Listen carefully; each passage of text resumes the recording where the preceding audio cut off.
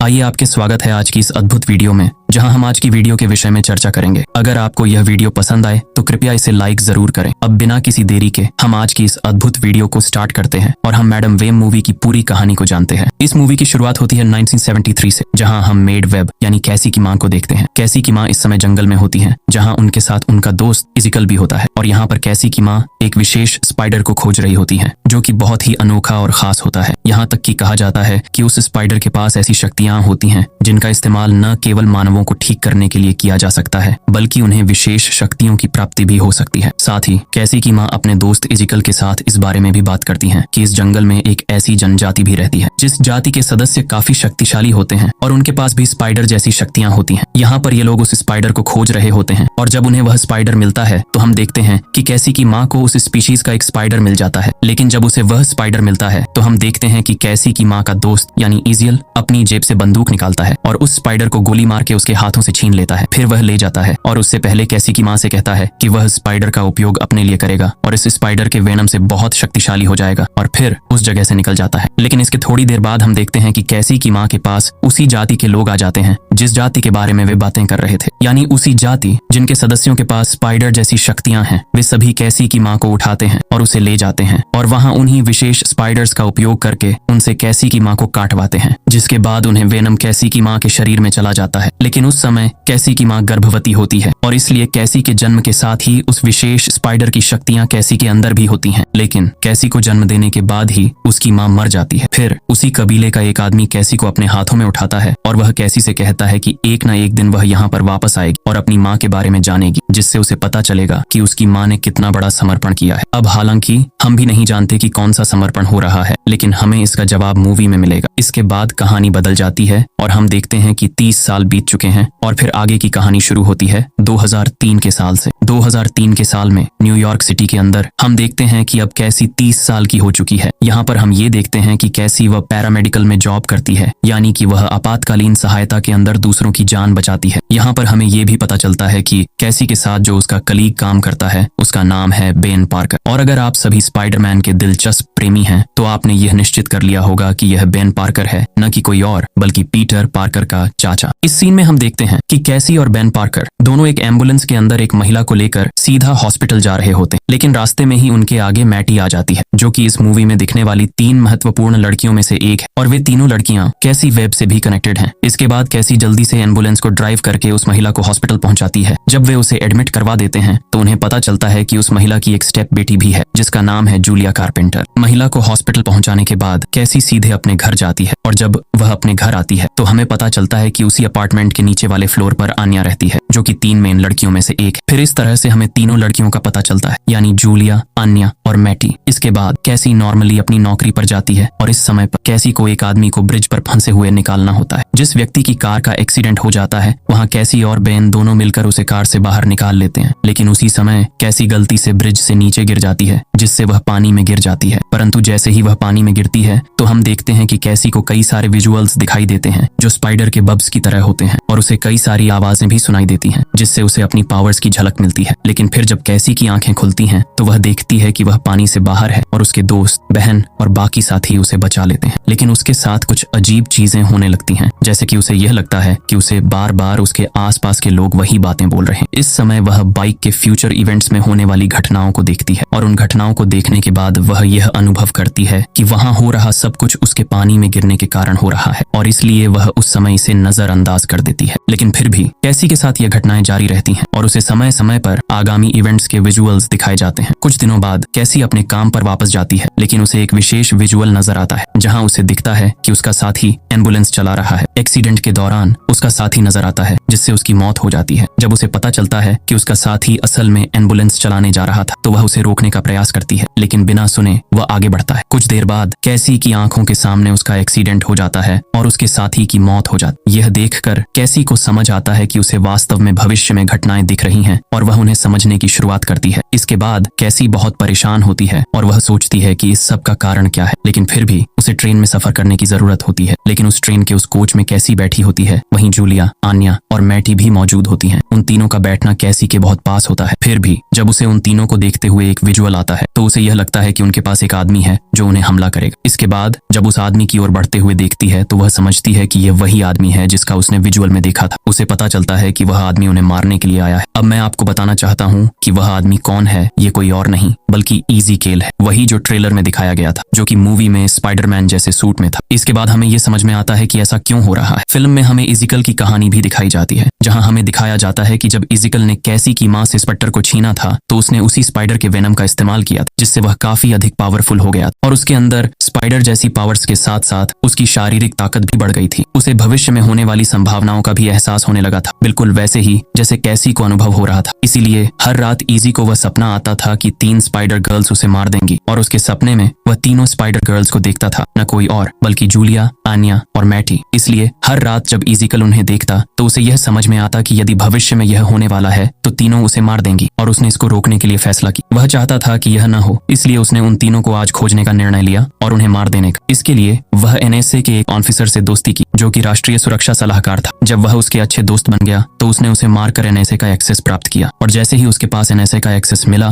तो उसे तात्कालिक रूप से देश भर में किसी को भी खोज सकने की क्षमता प्राप्त हो गई, क्योंकि वह किसी भी कैमरे को देख सकता था और भी किसी के फोन को ट्रैक कर सकता था। इसी तरह उन तीनों को ट्रैक करते करते यह खेल उन्हें खोज निकाला था और यहाँ इसी ट्रेन में उसने उन्हें मारने के लिए आया था ताकि इस भविष्य में वह तीनों स्पाइडर गर्ल्स न बनकर उसे मार पाए। लेकिन अब क्योंकि इस ट्रेन में कैसी ने इस घटना को देख लिया था, इसलिए उसने उन तीनों को पकड़ने से पहले ही उनको ट्रेन से उतार दिया और वह उन्हें बताती है कि उनकी जान खतरे में है। लेकिन इस चीज को इज़ीकेल भी देख लेता है कि वे तीनों लड़कियां ट्रेन से उतर चुकी हैं और इसलिए वह भी तुरंत ट्रेन से बाहर निकलता है और वह उन तीनों को मारने का प्रयास करता है। और जब रास्ते में पुलिस अफसर आते हैं तो उसने उन पर हमला किया, लेकिन कैसी किसी तरह से उन तीनों को साथ लेकर उस स्टेशन से बाहर निकल जाती है और उन्हें कार में बिठाकर अपने साथ ले जाती है। इसके बाद कैसी इज़ीकेल के बारे में सोचती है और वह यह समझती है कि हो ना हो इज़ीकेल के पास सभी जगह के कैमरों और लोकेशन का एक्सेस है, क्योंकि इसी कारण से वह इतनी एक्यूरेटली उन तीनों को ढूंढ पाई थी। और इसीलिए इस बात को जानते ही वह उनसे फोन पर बात करती है और उनके फोन को बाहर फेंक देती है और फिर वह उन तीनों को संग लेकर सीधे जंगल में जाती है और उनसे वहां रुकने का कहती है ताकि इजी उन्हें ट्रैक करके वहां तक पहुंच ना सके। लेकिन यहीं पर वे लोग इज़ीकेल के बारे में चर्चा करते हैं और उनसे एक दूसरे से पूछताछ करते हैं कि आखिर वह व्यक्ति कौन था जो इतना प्रभावशाली था और उसके पास स्पाइडर जैसी शक्तियां भी थीं, क्योंकि वह दीवारों से चिपक कर चल रहा था। यह सुनकर कैसी उन तीनों को वहीं पर रुकने के लिए कहती है और वह सीधे अपने घर चली आती है, क्योंकि उसके घर पर कैसी की माँ की कई सारी डायरीज होती हैं और उन डायरीज में उसने कई बार देखा है कि उनमें स्पाइडर्स के बारे में कई सारी जानकारियां होती हैं, क्योंकि उसकी माँ स्पाइडर्स के बारे में बहुत सी रिसर्च करती थी। और इसीलिए जैसे ही वह घर आकर अपनी माँ की डायरीज चेक करती है, वैसे ही अपनी माँ की डायरी के अंदर उसे एक ऐसी तस्वीर मिलती है जिसमें उसकी माँ के साथ इज़ील होता है और अपनी माँ के साथ इज़ीकेल को देखकर वह काफी खुश हो जाती है। लेकिन वह ये भी समझ जाती है कि इज़ीकेल उसकी माँ को जानता था। इसके साथ इसी डायरी के जरिए वह अमेज़न के उन्हीं जंगलों के बारे में पता चल चुका है और इसके लिए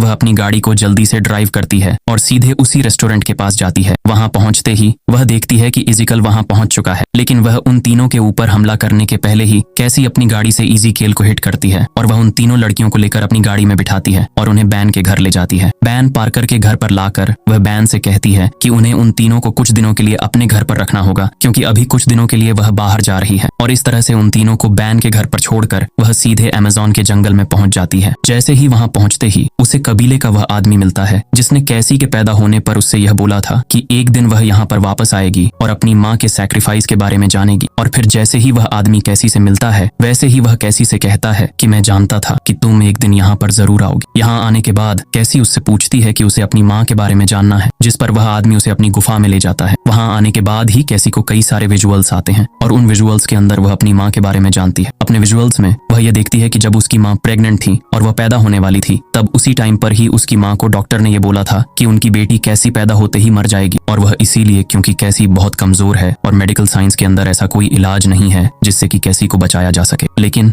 जैसे ही कैसी की माँ को यह पता लगता है कि उसकी बेटी कैसी पैदा होते ही मर जाएगी, वह सोचने लगती है कि कैसी को कैसे बचाया जा सकता है और तभी उसे ये पता लगता है कि अमेज़न के जंगल के अंदर एक ऐसी खास स्पीसीज की स्पाइडर पाई जाती है जो इंसानों को कई सारी विशेष शक्तियां दे सकती है। इसलिए कैसी की माँ अमेज़न जंगल में आई थी और उस खास स्पाइडर को ढूंढने गई थी। यहाँ पहुंचते ही कैसी को यह सब पता लगता है और वह अपनी माँ के लिए बहुत खुश होती है। हालांकि कैसी अपनी पूरी लाइफ अपनी माँ से नफरत करती थी और ऐसा इसीलिए क्योंकि कैसी ऐसा सोचती थी कि जब उसकी डिलीवरी होने वाली थी तब उसकी मॉम अमेज़न के जंगलों में रिसर्च कर रही थी और उसी दौरान उसकी मॉम की मृत्यु हो गई थी। इसलिए कैसी ये मानती थी कि अगर उसकी मॉम घर पर रहती और ऐसा कुछ नहीं करती तो शायद उसकी मॉम जिंदा होती। लेकिन कैसी आज तक ये नहीं जानती कि उसकी मॉम ने उस समय जो किया था वह कैसी को बचाने के लिए किया था। इसलिए वह इस बात को डिसाइड करती है कि अब वह सीधे जाकर इज़िकल को रोकेगी और उन तीनों लड़कियों को बचाएगी। फिर वह वहां से निकल जाती है। दूसरी ओर बेन पार्कर के घर में हम देखते हैं कि जूलिया, आनिया और मैटी छुपे हुए हैं, लेकिन उनकी भाभी मैरी पार्कर प्रेग्नेंट हो जाती, यानी कि मैरी पार्कर। और आप सबको यह पता है कि मैरी पार्कर पीटर पार्कर की मां है। यहीं पर हम देखते हैं कि मैरी पार्कर की डिलीवरी का समय आ जाता, जिस वजह से उसे इमरजेंसी में हॉस्पिटल ले जाना पड़ा। इसके लिए बेन पार्कर, जूलिया, आनिया और मैटी सभी मिलकर मैरी पार्कर को सीधे गाड़ी में लेकर हॉस्पिटल जाते हैं। लेकिन रास्ते में उनकी शक्लें एक कैमरे में कैद हो जाती हैं, जिससे इज़िकल को पता चलता है कि वे कहाँ हैं और वह उन्हें मारने के लिए वहां पहुंचता है। लेकिन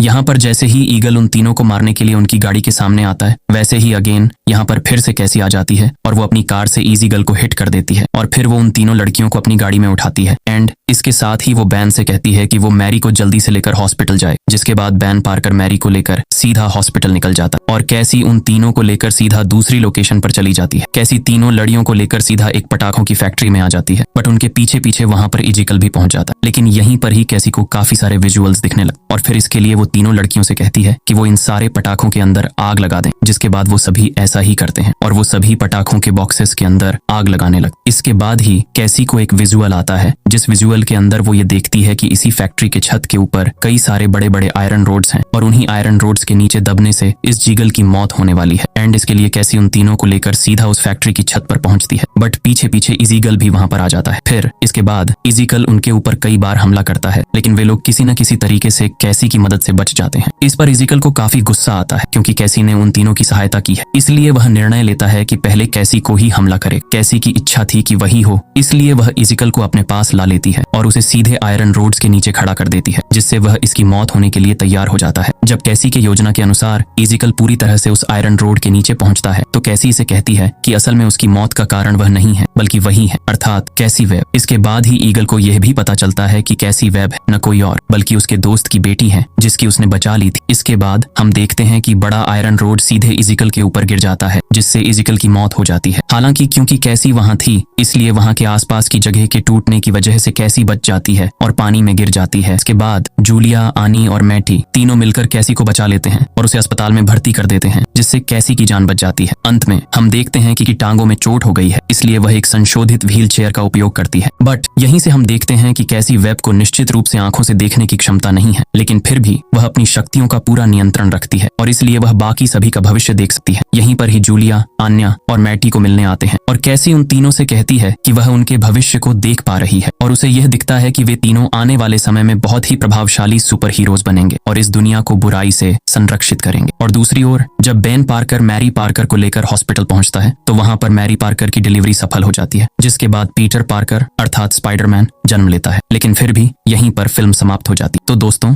ये थी मैडम वेब फिल्म की पूरी कहानी। आप सभी से निवेदन है कि आप मुझे इस फिल्म की कहानी और हमारे वीडियो के बारे में अपनी राय कमेंट्स में जरूर बताएं और अगर आपके पास कोई अन्य सिफारिश है तो आप उसे भी मुझे कमेंट्स में बता सकते हैं। यदि आपको यह वीडियो पसंद आई है तो कृपया उसे लाइक करें, चैनल को सब्सक्राइब करना ना भूलें, बेल आइकन को दबाएं। तब तक के लिए गुड बाय।